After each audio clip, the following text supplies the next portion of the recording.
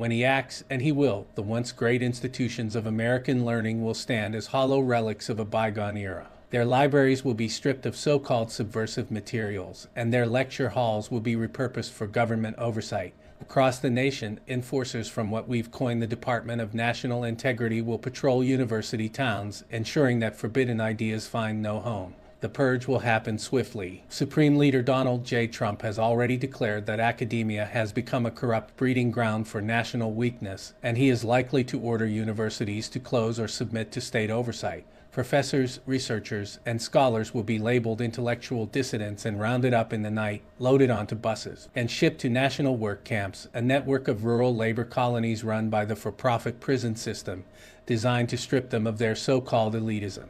Many will arrive in shock, still struggling to understand what has transpired. They will be handed coarse uniforms and shovels, then sent into the fields. America's greatest minds, men and women who have spent their lives in libraries and lecture halls, will find themselves woefully unprepared for the brutal labor awaiting them.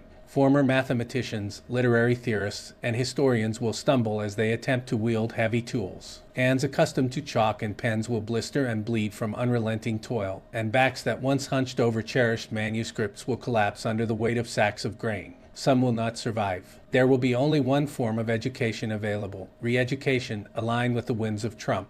The weak will not last long. Those who falter will be labeled defiant and sent to re-education chambers, where they will be forced to confess their intellectual crimes, chant slogans of loyalty until their voice is cracked, denounce their scholarly work, and abandon the identities they've spent decades building. Some will break completely, minds unraveling under the weight of exhaustion, hunger, and psychological torment. State-run broadcasts will show reformed academics in threadbare uniforms, thanking the government for showing them the virtue of honest work. They will speak in rehearsed, empty phrases about how the National Reconstruction Program has given them purpose. What the cameras will fail to capture are their hollowed-out eyes, their trembling hands, and their silent despair. In the dead of night, some will risk everything to smuggle pages of forbidden progressive knowledge from camp to camp.